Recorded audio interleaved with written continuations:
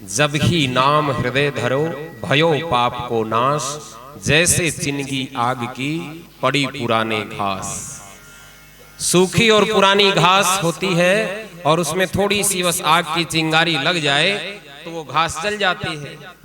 ऐसे ही जिन विषयों के बारे में आपने कल श्रवण किया था, विषय वासनाओं में फंस करके बिंदु और चंचुला इत्यादि का आपने जो वृतांत सुना, वो किस प्रकार से विषयों के जंगल में उलझे हुए थे।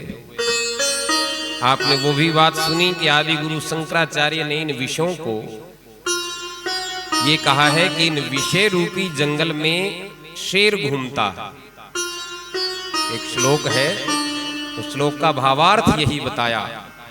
आदि गुरु शंकराचार्य जी कहते हैं कि विषय रूपी वन ऐसा है, इस वन में यदि घूमने की इच्छा से जाओगे तो सावधानी से जाना, क्योंकि वहां एक शेर रहता है, एक शेर घूमता है, व्याघ्र घूमता है। और जंगल में यदि व्याघ्र घूमे तो फिर वो व्याघ्र क्या करेगा, ये हम और आप सब जानते हैं। कल आपने बंधुओं माताओं बड़े भाव से कथा के प्रसंगों को कल सुना था।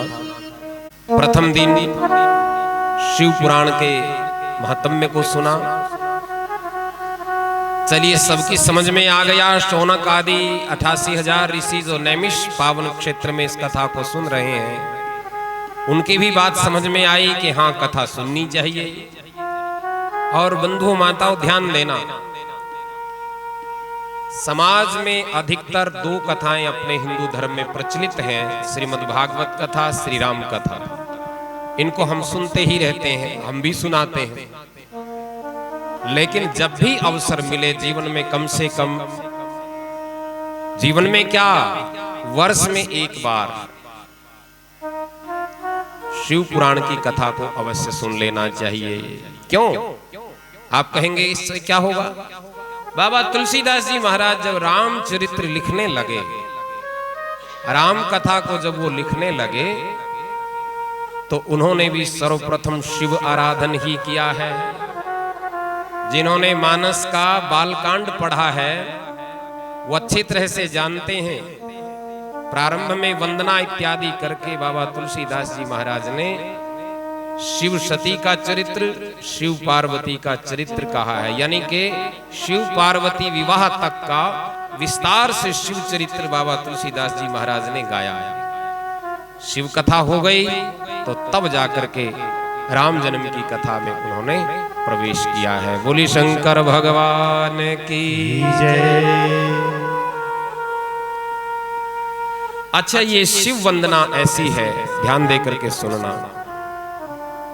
भगवान विष्णु ने जब राम रूप में अवतार लिया, तब भी उन्होंने शिव आराधन किया। भगवान विष्णु ने द्वापर में भगवान कृष्ण के रूप में अवतार लिया, तब भी उन्होंने शिव आराधन किया। आप कहेंगे क्या प्रमाण है इस बात का, शिव आराधन किया? जब लंका पर चढ़ाई के लिए राम जी जा रहे थे, राम जी के मन में उसमें विचार आया, रावण बलवान है और बलवान के साथ साथ भगवान भोलेनाथ का बहुत ही अनन्य भक्त है, शिव कृपा उसके ऊपर है।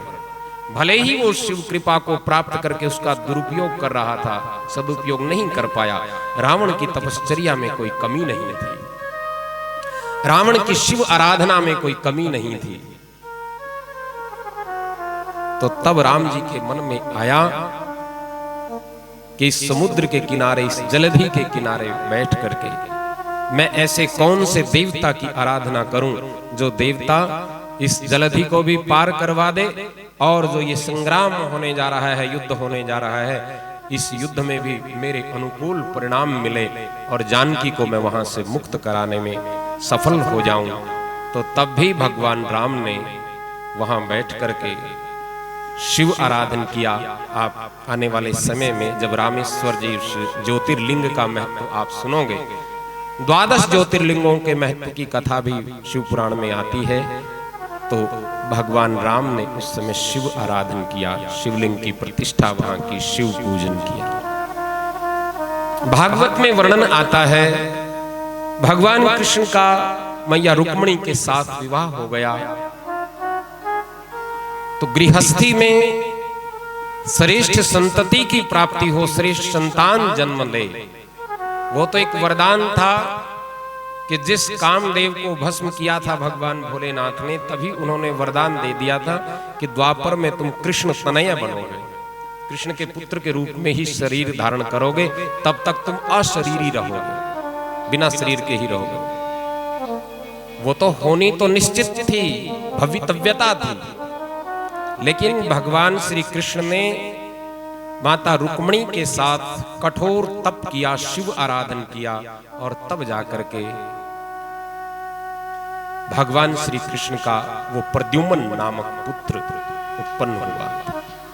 और अनेकों प्रसंग ऐसे आते हैं। रासलीला का पावन प्रसंग जब चल रहा था, तब भी भगवान भोलेनाथ वहां पधारे थे, उनका पूजन हुआ। तो ऐसे कितने प्रसंग आते हैं।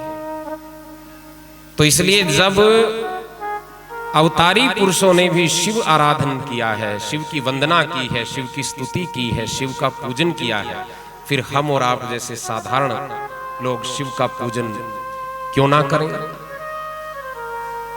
शिव की आराधना, ये शिव पुराण की कथा सुनना, शिव चरित्र सुनना, ये शिव की आराधना ही है। तो कल आपने महात्म्य को सुना। अब थोड़े से कथा सुनने के, कथा सुनाने के जो नियम हैं तो बड़े विस्तार से वो, लेकिन थोड़ा संक्षेप में उनको सुन लेते हैं, क्योंकि एक नियम को यदि सुनाने बताने लगे तो फिर क्या होगा, आपने इन ग्रंथों में पढ़ा ही होगा, नियम इतने कठोर होते हैं। आप में से अधिकतर सोचेंगे क्या करेंगे सुन करके कथा, अपने घर ही ठीक है, फिर तो कोई आए ना सुनने। फिर भी जो जरूरी से नियम है उनको सुनो। जब भी मन में आ जाए कि कथा का आयोजन करवाना है, आपके व्यक्तिगत मन में आए या संस्था के मन में आए, बात एक ही है। व्यक्तिगत मन में आ जाए भाई कथा का आयोजन करवाने की इच्छा है, जरूर कथा करवाए, तो बस फिर करवा देनी चाहिए। ब्राह्मण देव से अच्छा सा मुहूर्त निकलवा करके और बस कथा का आयोजन कर देना चाहिए। कथा में विलंब नहीं करना चाहिए। जब बेटी विवाह के योग्य हो जाती है, बेटा विवाह के योग्य हो जाता है, तो बस समय पर उसका विवाह कर देना चाहिए, ज्यादा देरी नहीं करनी चाहिए। तब करेंगे, उस समय करेंगे, जब ये इतने साल का हो जाएगा तब करेंगे, अच्छी सी नौकरी मिल जाएगी तब करेंगे, नौकरी भी मिल जाए तो फिर सोचते हैं बढ़िया सा पैकेज और मिल जाए तब विवाह करेंगे, और करते करते करते करते लड़का 35 साल का हो जाता है, तब विवाह हुआ तो क्या फायदा, समय पर ही कर। तो इसी तरह से जैसे विवाह इत्यादि गृहस्थ में जरूरी है, मकान आपने बनाया है, मकान का मुहूर्त जरूरी है, और अनेकों ऐसे अवसर आते हैं जिन अवसरों पर आप मित्र प्यारों को, रिश्तेदारों को इकट्ठा करके उत्सव मनाते हैं। ठीक वैसे ही जब भी मन में संकल्प आ जाए कि कथा का आयोजन होना चाहिए, तो कथा का आयोजन कर ही देना चाहिए। तो सर्वप्रथम तो ब्राह्मण देव से मुहूर्त, अच्छा सा मुहूर्त निकलवा करके, यानी कि पहले तो मुहूर्त निकलवाए, और मुहूर्त रहते ही रहते हैं। ये सावन का महीना है, पावन महीना है, ये तो पूरा महीना ही पावन है, और अब की बार तो अधिक मास भी है।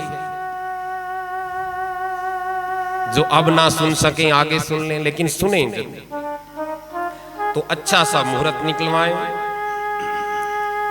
निमंत्रण दिया जाए, सबको निमंत्रण दिया जाए, जो भी परिचित हैं या अपरिचित हैं, सबको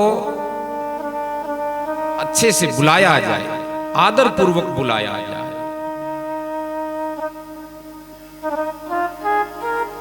तो सबको निमंत्रण। आज दूसरा ही दिन है, आप सभी इस कथा के यजमान हैं, क्योंकि सामूहिक रूप से कथा हो रही है, तो अब भी आप निमंत्रण दे सकते हो। आज जाकर के भी निमंत्रण दे सकते हो, अभी तो कथा चल ही रही है ना। जहां तक हो सके वहां तक निमंत्रण कथा का दिया जाना चाहिए। नारद जी महाराज जब कथा को भक्ति, ज्ञान और वैराग्य के कल्याण के लिए हरिद्वार के पावन तट पर कथा सुनाने लगे, तो त्रिलोकी में उस कथा का निमंत्रण दिया, सब जगह निमंत्रण दिया। देवताओं को बुलाया, गंधर्वों को बुलाया, गृहस्थियों को बुलाया, साधुओं को बुलाया, जो वन में रहते हैं विरक्त जन उन विरक्तों को बुलाया, और जो अभिमान के मारे नहीं आए उनको भी आदर पूर्वक बुलाया।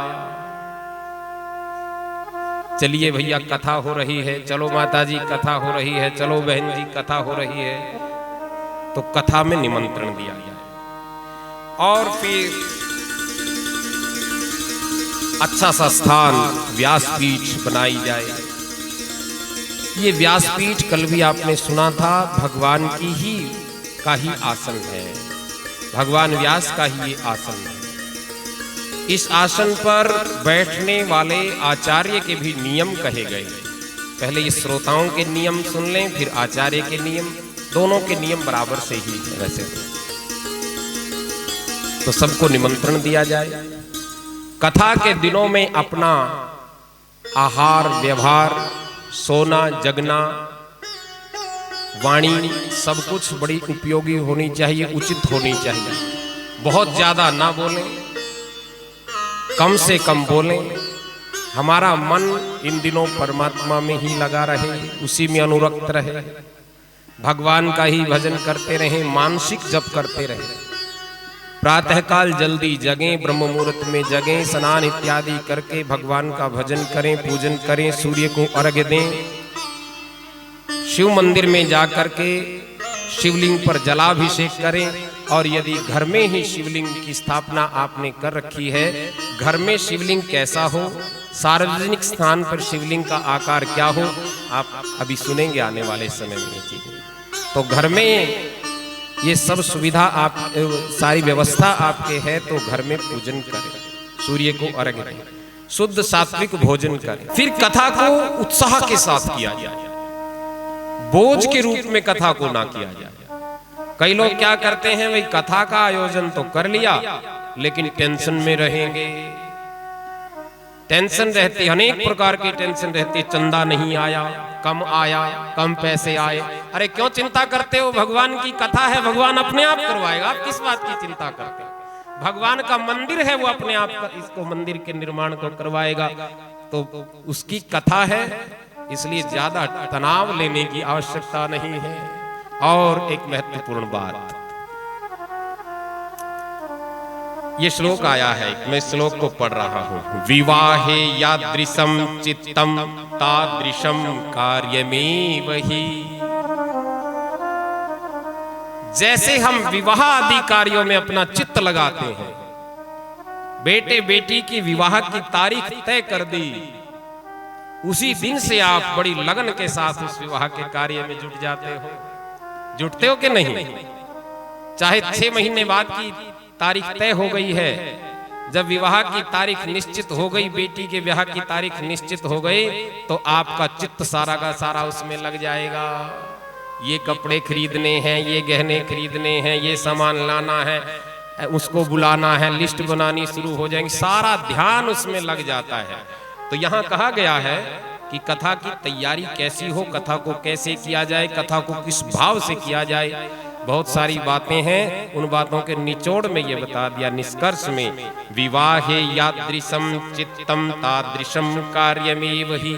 जैसे आप विवाह के कार्य में अपना चित्त लगाते हो, वैसे ही भगवान की कथा के आयोजन में चित्त लगा दो, तो कथा को करवाना भी सार्थक हो जाएगा, सुनना भी सार्थक हो जाएगा, कथा को सुनना सार्थक हो जाएगा। यहाँ चित्त आया है, और भागवत में इसी पंक्ति में, भागवत में क्या आया है, विवाहे यादृशम वित्तम। बात एक ही है, क्योंकि रचनाकार तो कृष्ण द्वैपायन व्यास जी ही हैं इन पुराणों में। तो व्यास जी ने यहां लिखा है चित्तम, चित्त। जैसे विवाह में चित्त लगे, ऐसे ही चित्त भैया कथा में लगाओ। और भागवत में कहा गया, विवाहे यादृशम वित्तम तादृशम कार्यमेव हि। जैसे आप विवाह में धन खर्च करते हो, सुनो काम्बोज जी, हाँ जी गुप्ता जी, सारे लोग सुनो। जैसे विवाह में धन खर्च किया जाता है, विवाह में कितना धन खर्च करते हैं, जिसकी जितनी सामर्थ्य है उतना धन खर्च करते हैं ना भाई, जिसकी सामर्थ्य जितनी है वैसा ही धन खर्च करेगा। तो वैसे ही कथा में भी कंजूसी ना बरती जाए। इसीलिए आपने देखा होगा जहां कथाएं होती हैं वहां जितनी ज्यादा से ज्यादा भव्यता की जा सके उतनी ज्यादा से ज्यादा भव्यता होती है। तो विवाहे यादृशम वित्तम, जिस प्रकार से हम विवाह में धन खर्च करते हैं वैसे ही धन खर्च किया जाए। अब आप चिंता में पड़ जाओगे, भाई विवाह में जितना धन खर्च होगा इस कथा में इतना धन लगाएंगे तो कैसे बात बनेगी। अरे जितना भी लगाया जाए उसको बड़ी प्रसन्नता के साथ लगाया जाए। मेरे कहने का भाव ये है, यानी कि कथा का आयोजन पूरे चित्त के साथ भी किया जाए और वित्त यानी कि धन जितना अपनी सामर्थ्य उस सामर्थ्य के अनुसार कथा में उस धन को भी खर्च किया जाए। कथा इत्यादि आयोजनों में जो भी धन खर्च होता है वो धन कई गुणा होकर के फलीभूत होता है, कई गुणा होकर के मिलता है आपको। धर्म में लगाया गया धन व्यर्थ नहीं जाता, ध्यान रखना। तो इस तरह से कथा का आयोजन किया जाए और फिर किसी पुराण वेत्ता को यानी कि जो पुराणों का जानकार है ऐसे उस ब्राह्मण का वर्ण किया जाए, आचार्य का वर्ण किया जाए, समय पूर्वक आचार्य का वर्ण किया जाए। और आचार्य भी कैसा हो, जो ब्राह्मण धर्म का पालन करने वाला, जो जाति से भी ब्राह्मण हो यानी कि ब्राह्मण कुल में जिसने जन्म लिया हो, यज्ञोपवीत धारण जिसका हुआ हो यानी कि यज्ञोपवीत संस्कार जिसने करवाया हो, अपने कंधे पर जनेऊ को जो ऐसे रखता हो जैसे बहुत कीमती आभूषणों को आप प्रेम करते हो, वैसे ही एक ब्राह्मण अपने उस यज्ञोपवीत से प्रेम जो करता है। कल आपने सुना था ना, ब्राह्मण का ये परम धर्म है। देव एक गुण धनुष हमारे, नव गुण परम पुनीत तुम्हारे। साक्षात गायत्री की प्रतिमा यज्ञोपवीत है, वेद माता गायत्री की प्रतिमा है ये यज्ञोपवीत। गायत्री के 3 पाद हैं, त्रिपदा कहा है गायत्री को, यज्ञोपवीत में भी 3 धागे हैं। तो ऐसे बहुत सारी चीजें इसकी ऐसी हैं, समय पर इसका भी वर्णन करेंगे। तो यज्ञोपवीत जिसका धारण है, जो शिखा रखता हो, जो गायत्री का जप करता हो यानी कि संध्या करता हो, ऐसे ब्राह्मण का वर्ण किया जाए।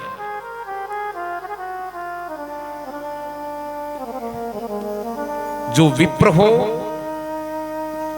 और जिसकी वैदिक सनातन धर्म में निष्ठा हो, ऐसे आचार्य का वर्ण किया। तो इस तरह से आचार्य के का व्यवहार कैसा हो, मृदुभाषी हो, दृष्टांत कुशल हो, जिसकी वाणी शास्त्रानुकूल हो, जो व्यास पीठ पर बैठ करके अपनी बात ना करे, अपने उदाहरण ना दे, अपने घर की चर्चा ना करे, अपने कारोबार की चर्चा ना करे, जिसके मुख से व्यास पीठ पर बैठ करके अपनी ही अपनी प्रशंसा निकल रही है। मैं ऐसा हूं, मैं वहां गया था, ये हो गया, मैं वहां गया था, ऐसा हो गया, मैं आपको ये कहता हूं, मैं ये कहता हूं, मैं ये करता हूं, मैं जो करता है, ऐसा आचार्य ना हो।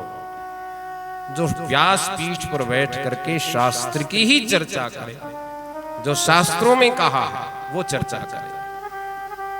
आजकल क्या हो गया है भाई, ये बात तो चलो दुनिया कह रही है, यदि हम कुछ नई बात पेश नहीं करेंगे तब तक हमारी जय जयकार कैसे होगी। तो नई नई बातें भी लोग लाने लगे हैं और वैसे ही बैठ करके कह देते हैं कि शिव पुराण में ऐसा लिखा हुआ है, भागवत में ऐसा लिखा हुआ है। और जब कोई विद्वान लोग उनसे पूछ ले कि बताना शिव पुराण के कौन से पेज पर ये लिखा हुआ है, दिखाना जरा कहाँ है, तो फिर कोई जवाब नहीं होता, फिर कहते हैं कि तुम बहस करते हो।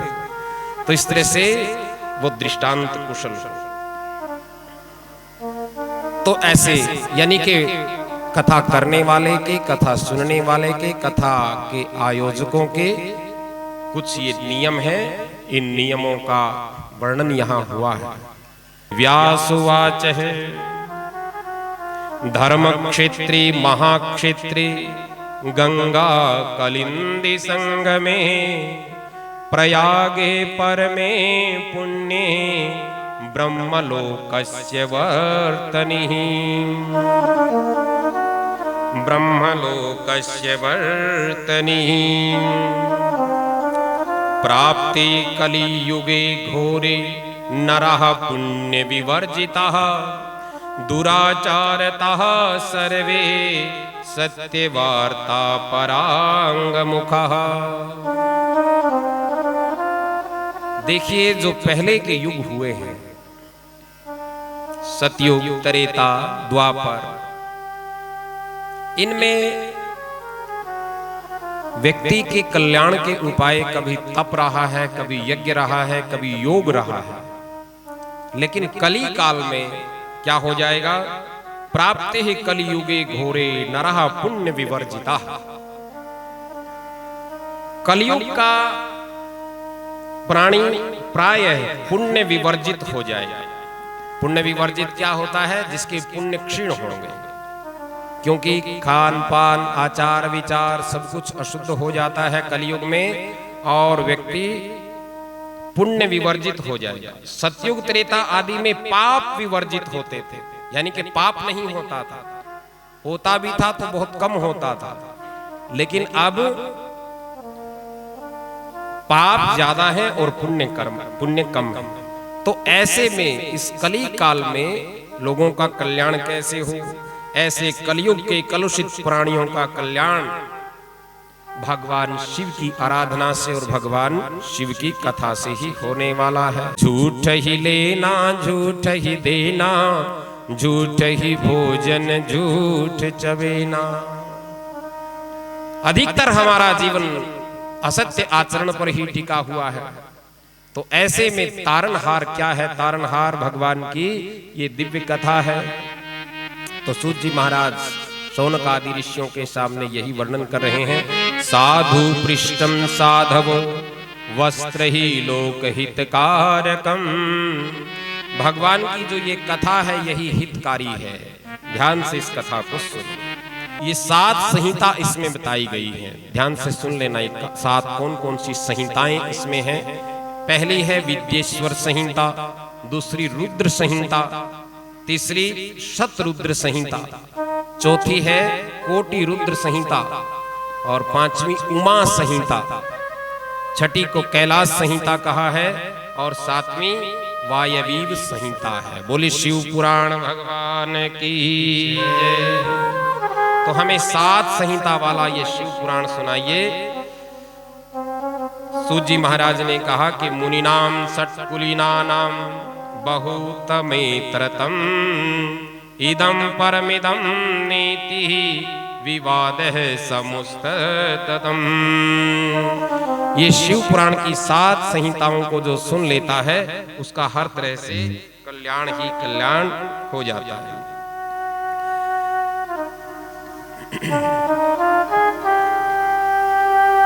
तो सूत जी महाराज वर्णन कर रहे हैं कि एक बार ब्रह्मा जी ने ऋषियों से कहा था, हे ऋषियों, शिव पद की प्राप्ति साध्य है, उनकी सेवा करना ही साधन है, और जो सभी फलों से निष्प्रिय हो गया है वही साधक है। यानी कि साध्य क्या है, साधन क्या है, साधक क्या है? जब ये ऋषियों ने पूछा तो ब्रह्मा जी ने कहा कि हे ऋषियों सुनो, शिव पद की प्राप्ति ही साध्य है। तन्मे मनः शिव संकल्पमस्तु, हमारा मन शिव संकल्प से भर जाए, यानी कि शिव पद की प्राप्ति ही साध्य है और उनकी सेवा करना ही साधन है। भगवान शिव की सेवा क्या है? ये जो शिव पूजन आप लोग करते हो, षोडशोपचार विधि से जो पूजन किया जाता है, यही ऐसी उसकी ये साधना है। और जो सभी फलों से निष्प्रिय हो गया है, यानी कि निष्फल निष्काम होकर के जो भगवान की सेवा में लगा हुआ है, उसी को ही साधक जानो। मनसा मननम तस्य महासाधन मुच्यते, श्रोतव्य कीर्ति स्तव्य मनस्तव्यश्च महेश्वरः। ध्यान दे करके सुनना। 3 साधन कहे हैं ये कौन से? कौन कौन से? श्रोतव्य है, सुनना, भगवान की कथा को, भगवान के चरित्र को, भगवान की महिमा को सुनो, श्रद्धा पूर्वक सुनो। कितनी बार सुनो? बार बार सुनो, बार बार सुनो। जब तक ये जीवन है तब तक सुनो, जब तक भगवान ने ये शरीर दिया है तब तक इस कथा को बार बार सुनते रहो।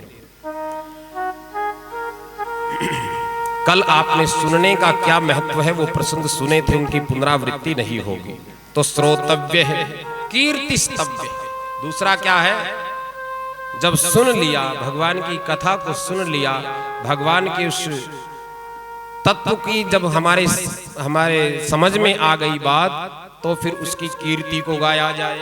कीर्ति स्तव्य है। हम क्या करते हैं, अपनी कीर्ति गाते हैं, अपनी कीर्ति सुनना ही पसंद करते हैं। हमारी कोई जय जयकार करे ये हमें बड़ा अच्छा लगता है, हमारी कीर्ति का गान करे बहुत अच्छा लगता है। कभी जीवन में भगवान की कीर्ति का भी गान करना चाहिए। बोली शंकर भगवान की जय। चलिए कीर्ति भी गाई और फिर क्या करें, बोले मंतव्य महेश्वर, उसी महेश्वर का मनन करना चाहिए। ये तीन साधन हैं, ये तीनों समझ में आ जाने चाहिए। श्रोतव्य है, सुनो, बार बार सुनो, भगवान की कथा को सुनो, श्रद्धा पूर्वक सुनो। कीर्तिस्तव्य है, उसकी कीर्ति का गान करें। और तीसरा उसका ही मनन करें। और ये तीनों ही चीजें मुश्किल हैं, इस कली काल में बड़ी मुश्किल है। कथा में हम बैठते जरूर हैं थोड़ी बहुत देर के लिए, लेकिन मनन तो जगत का ही चलता रहता है, उधेड़ बुन चलती रहती है। आज ये बनाना है, आज वहां जाना है, वो आ गया होगा घर, अब वो आ गया होगा, तो मन में तो यही चीजें चलती है। मनन उसी का है, तेरा भजन तेरा मनन। हे प्रभु, ऐसी व्यवस्था हो जाए, जीवन में कुछ ऐसा बन जाए कि हम आपकी कथा को सुने, आपकी कीर्ति को जीवा से गाएं। संसार के गुण को बहुत गाया है, संसार के गुण और दोष की चर्चा तो बहुत की है। हम क्या करते हैं जगत में, या तो जगत का गुणगान करते हैं या अवगुण की चर्चा करते हैं, दोष देखते हैं। यानी कि गुण और दोष को तो बहुत गाया है। हे महादेव, अब ऐसी कृपा कर देना कि हम जो आपकी कथा हम ये सुन रहे हैं ना, अब आपकी महिमा का गान इस जीवा से होने लगे। और मन में क्या आए, इस चित्त में संसार तो बहुत समाया है। हे महादेव, हे गोविंद, हे राधा माधव, ऐसी कृपा कर देना इस चित्त में आप ही समा जाओ। आसरा इस जहां का मिले ना मिले, मुझको तेरा सहारा सदा चाहिए। चांद तारे पलक पर दिखे ना दिखे, मुझको तेरा नजारा सदा चाहिए। ये जगत जो भगवान ने बनाया है, सब उसी का ही ये नजारा है, सब उसी की रचना है। जब भी हम जगत को देखें तो ये भगवान का ही स्वरूप है। ऐसी दृष्टि हमारी बन जाए तो भगवान की कथा को ही सुने, उसी का कीर्तन करें और उसी का मनन करें। सूत जी महाराज ने शौनक आदि ऋषियों को कहा है, हे ऋषियों, जैसा आप यहां श्रवण कर रहे हो, वैसे ही एक बार विंध्याचल पर्वत पर सनक आदि मुनियों ने नंदिकेश्वर भगवान के मुखारविंद से इस शिव महिमा को सुना था। मैं वो प्रसंग आप लोगों को सुना रहा हूं। बोली शंकर भगवान की जय।